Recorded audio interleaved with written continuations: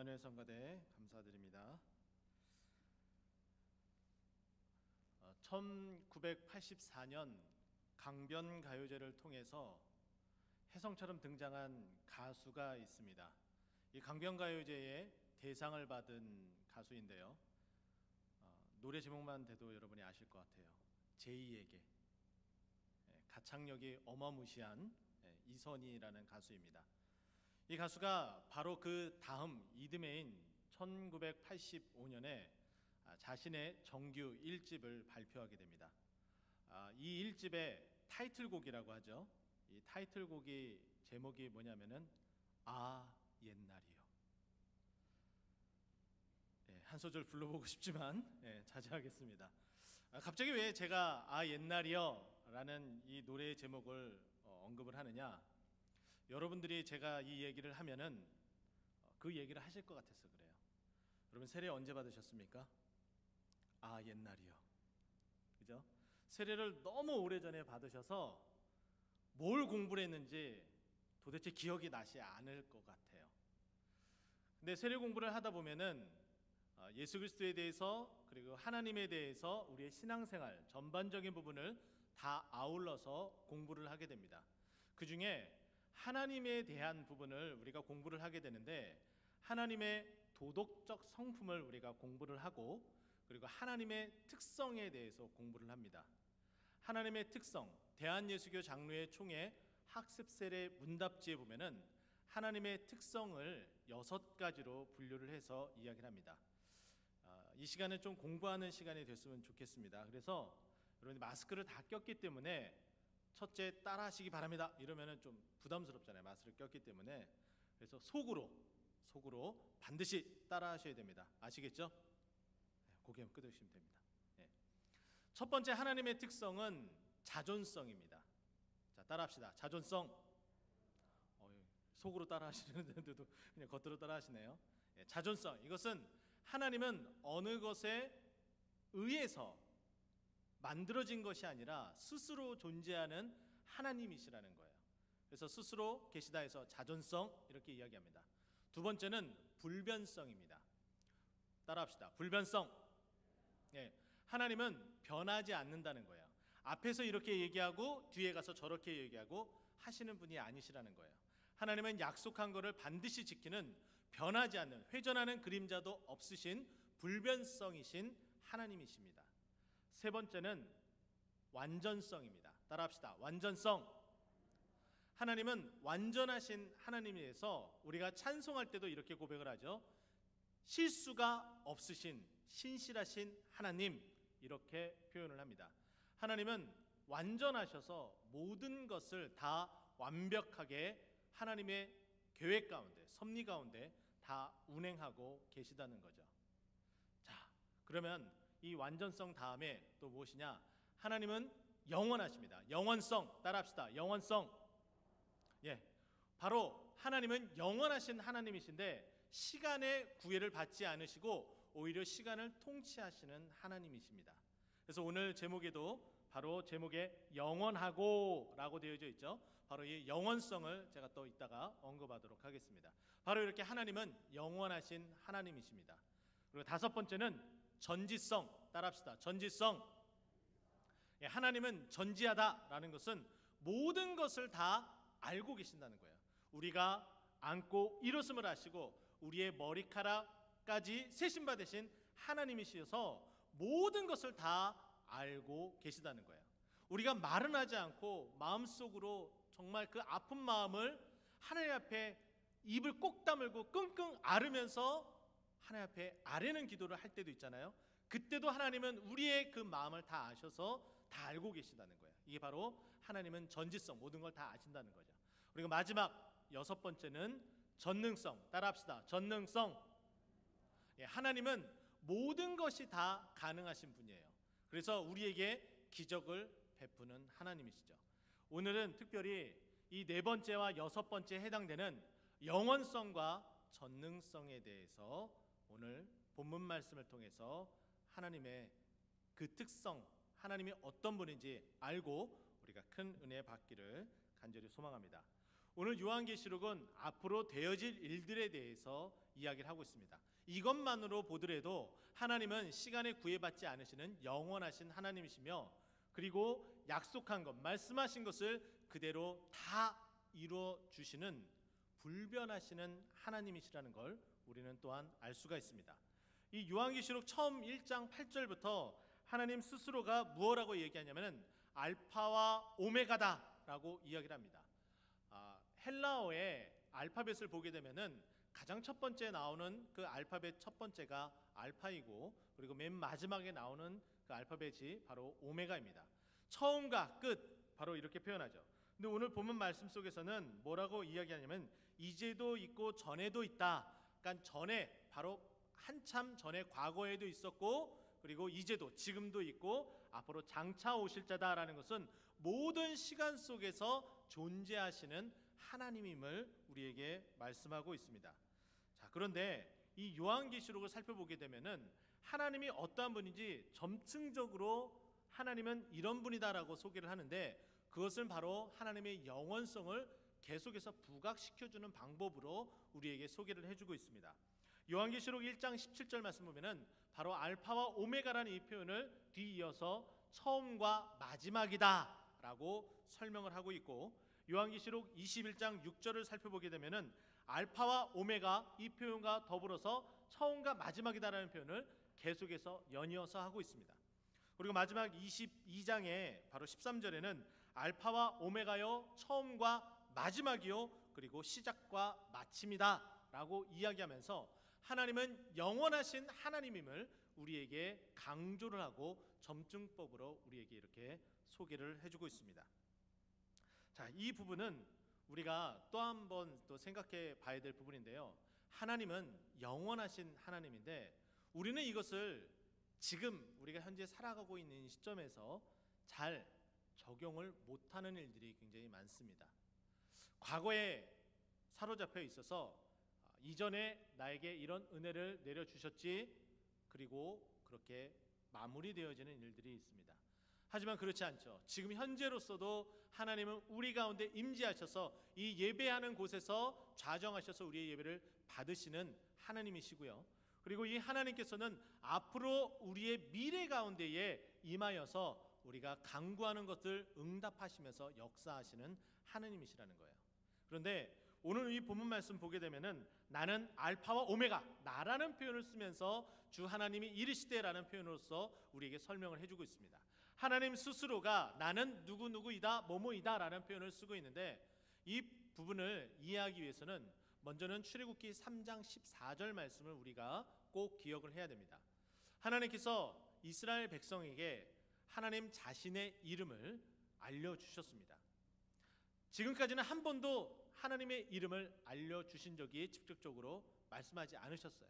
근데 직접적으로 모세에게 현현하셔서 나타나셔서 내가 누구인지 자신의 이름을, 그 성호를 말씀해 주시는데 스스로 있는 자다라고 말씀해 주셨습니다. 이 스스로 있는 자가 바로 여호와 아도나이, 바로 이런 말씀, 자신의 이름을 알려주신 거죠.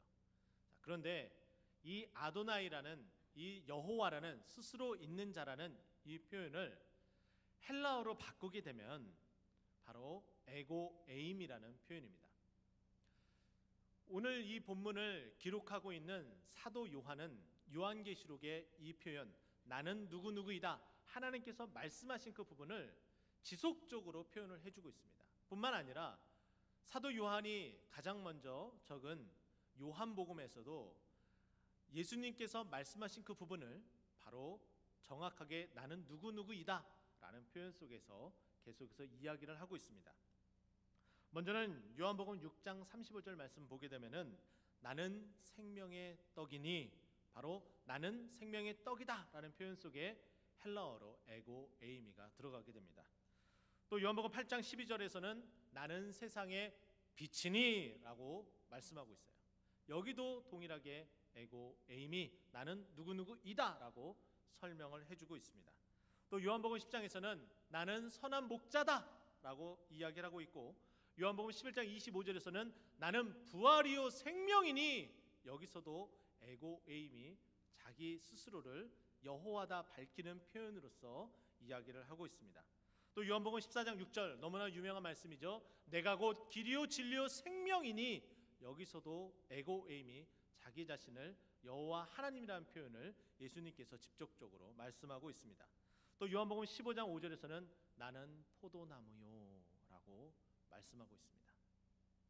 바로 이렇게 요한은 예수님이 말씀하신 그 표현을 바로 스스로가 여호와라는 것을 계속해서 이야기하는 것을 받아 적으면서 그 표현을 그대로 설명을 하고 있고, 그리고 요한계시록에서 하나님께서 요한에게 말씀하신 이 표현 가운데서도 나는 알파와 오메가다라는 것을 이야기를 하며 스스로가 여호와다라는 이야기를 해주고 있습니다. 그런데 여기서 보게 되면은 바로 시간에 구애받지 않는 영원하신 하나님임을 이 알파와 오메가, 이제도 계셨고 전에도 계셨고 그리고 앞으로도 장차 오실 자다라고 설명을 하고 있습니다. 신방을 하며 또 같이 이야기를 나누며 이런 이야기를 한 적이 있습니다. 그 이야기는 무슨 이야기냐면은 요즘 코로나19 상황으로 말미암아 많은 분들이 참 힘들어하고 있습니다. 최근에 또 개척교회 안에서 확진자들이 또 많이 나와서 그로 말미암아 더욱더 위축된 많은 분들이 교회에 나오지 못하는 것이 어찌 보면은 우리네 현실인지도 모르겠습니다. 참으로 안타까운 일이죠. 그 가운데서도 이렇게 이야기하시는 분이 있습니다. 성경은 2000년 전에 쓰여진 성경이기 때문에 지금 우리에게 그대로 적용할 수는 없다. 지금 2000년 전에는 인터넷도 없고 그리고 인터넷 영상 예배도 들을 수 없는 환경인데 하나님께서 예배하는 그 모습을 여러 모양으로 다각적으로 이 문화 가운데에 그것을 허락하셨다면은 우리가 영상으로 가정 가운데 이런 힘들고 어려운 가운데서 드릴 수 있지 않느냐라는 이런 이야기도 하고 있습니다. 저는 여기에 이 하나님의 이 영원성이라는 이 말씀을 통해서 저는 반박하고 싶습니다. 2000년 전에 쓰여진 이 성경은 바로 2000년 전에 역사하였습니다. 그리고 나서 시간이 흐르고 1000년 전에도 이 말씀은 그대로 역사하셨습니다. 2000년이 흘러서 지금 우리가 살고 있는 이 시대에도 여전히 이 말씀은 역사를 하고 있습니다. 히브리서 10장 25절 말씀 보게 되면은 이런 말씀이 기록되어 있죠. 모이기를 피하는 어떠한 사람들의 습관과 같이 하지 말고 되어져 있어요. 우리가 두렵고 떨리는 마음이 있습니다. 하지만은 믿음으로 선포하며 함께 모여서 예배를 회복하고 모여서 예배드리기로 약속을 했습니다. 이 하나님의 이 말씀을 가지고 본다면은 분명히 우리가 두렵고 떨리고 그리고 불안한 이 마음마저도 어떻게 보면은 잘못된 모이기를 피하는 잘못된 습관이라 저는 여겨집니다. 그러면 이 부분을 탈피하기 위해서는 어떻게 해야 됩니까?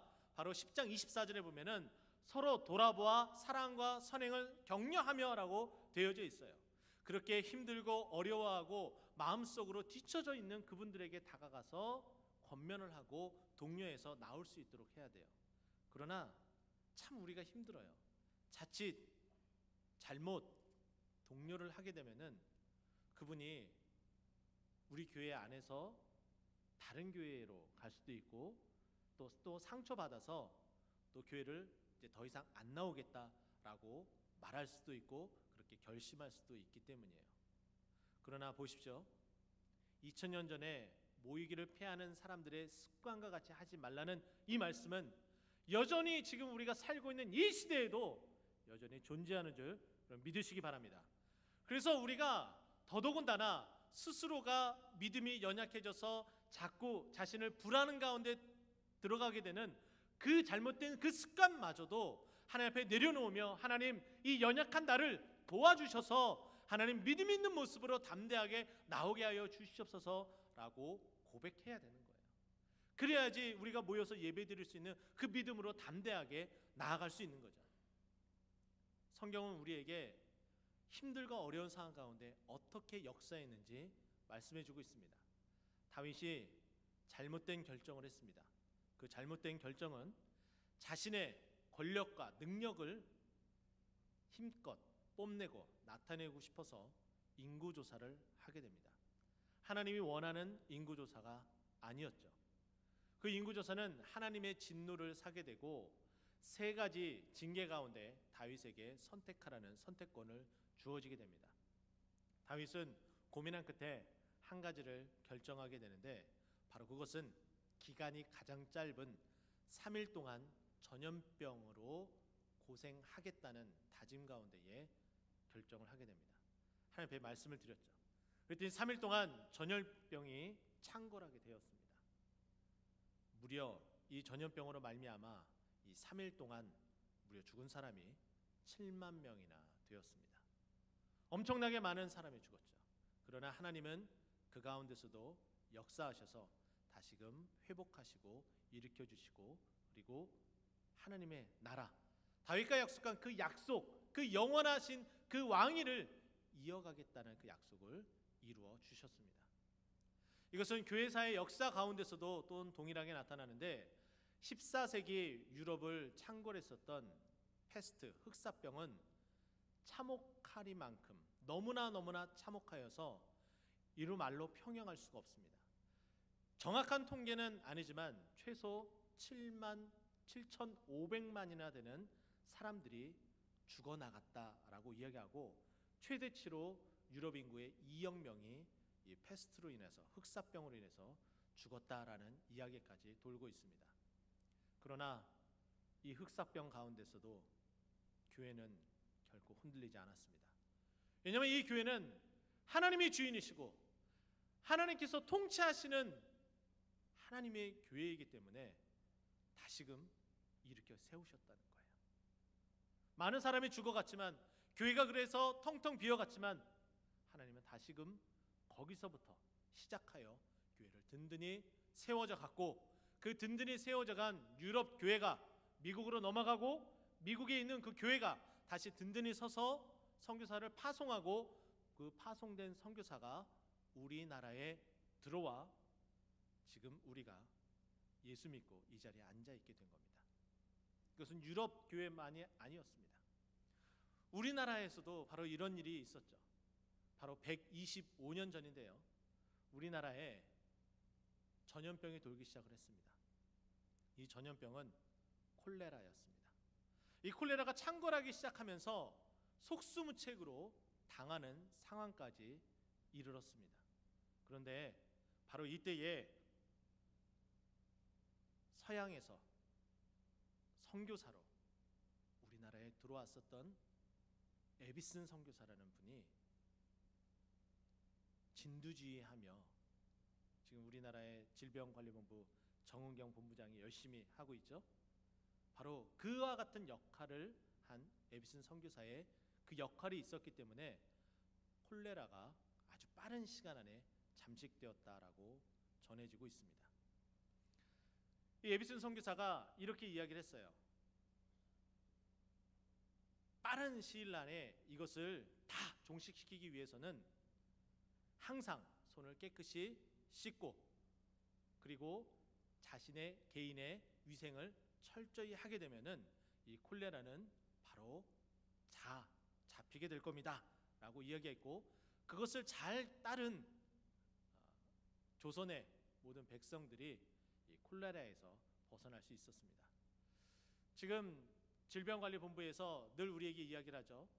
손소독을 하고 그리고 마스크를 착용하고 지금 여러분들이 지금 앉아서 예배 드릴 때에도 거리를 두고 앉아 계셨고 마스크를 착용하고 바로 이와 같은 그대로 그 지시에 따른 그 모습이 결국에는 이 모든 어려움과 질병을 이겨나갈 수 있는 힘이 되는 거예요.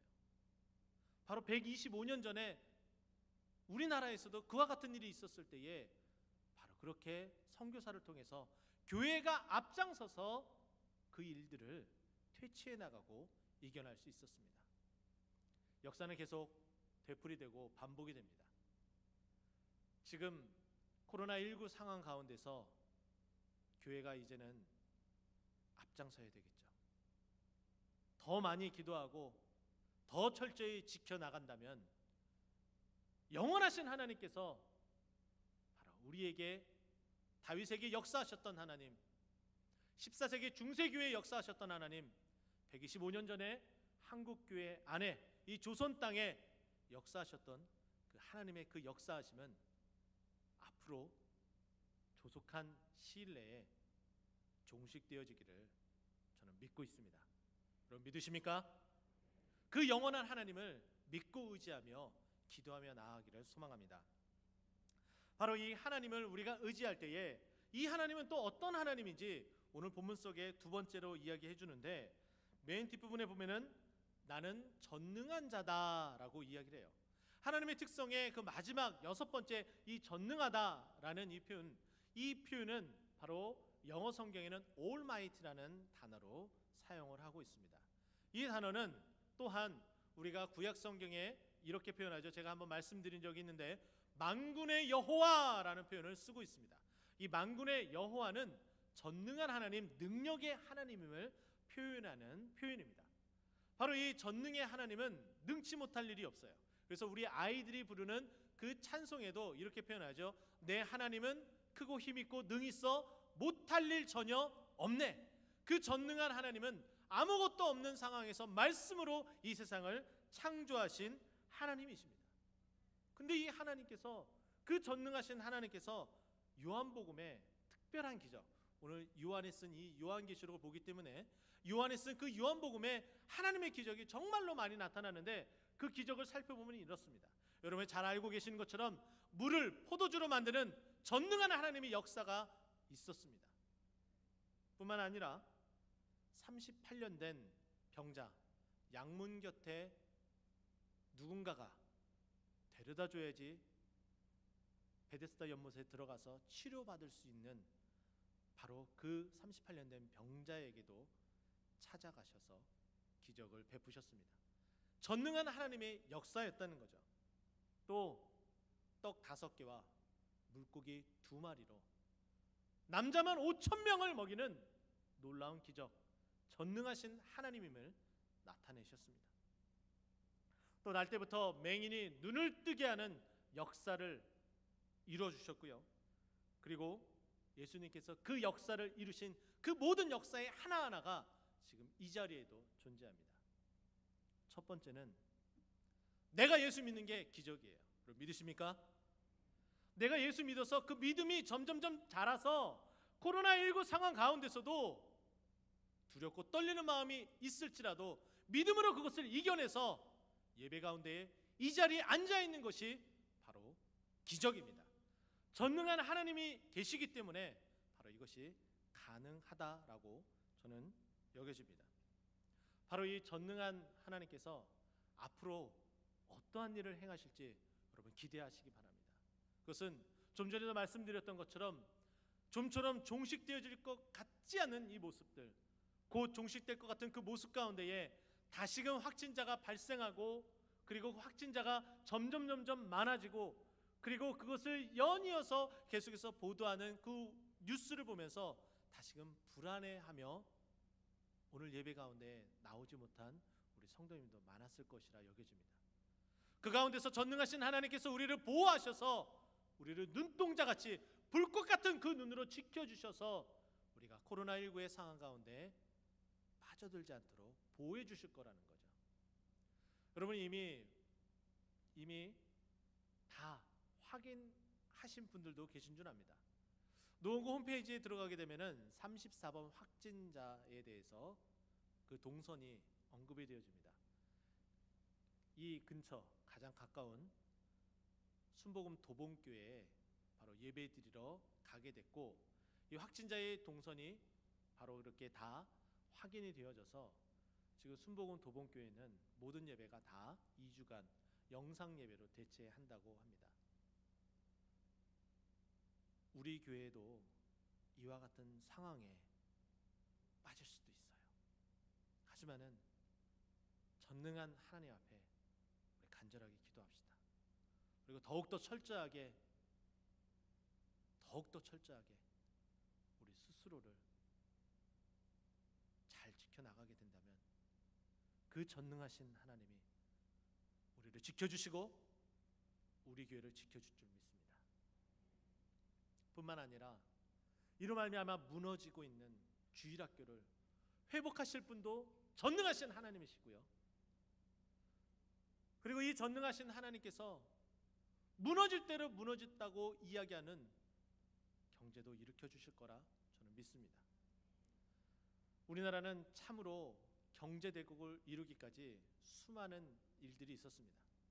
먼저는 해방 이후 그리고 나라가 발전되지 못하는 그런 상황 가운데 있을 때에 한국전쟁이 발발되었고 1953년 휴전 이후에 전후 복구를 하기 위해서 발버둥을 쳤지만 쉽지 않은 상황 가운데 있었습니다. 그러나 대한민국의 저력, 하나님께서 인도하시고 이끄시는 그 전능한 하나님의 그 능력으로 경제 회복이 일어나게 되고 경제 대국을 이루는 놀라운 역사를 우리는 이미 경험을 했습니다. 한 번에 힘들고 어려운 시기가 있었죠.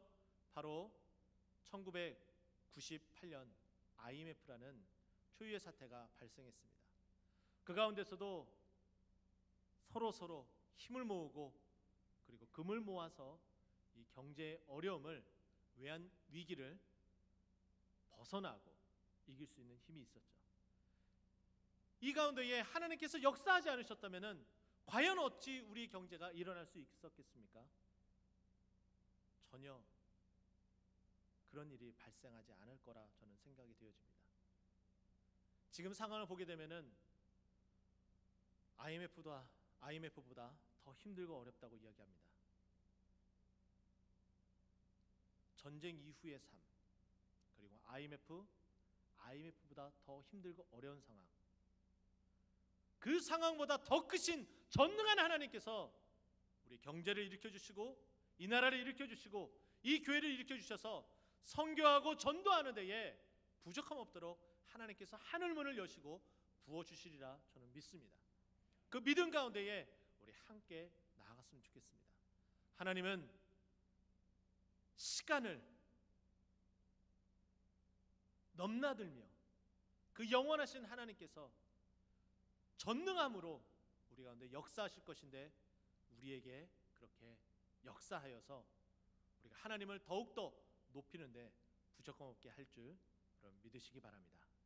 그 믿음으로 계속해서 주님 앞에 나와 기도하고 예배하고 찬송하는 저 여러분 되기를 예수 그리스도 이름으로 축원드립니다. 기도하겠습니다.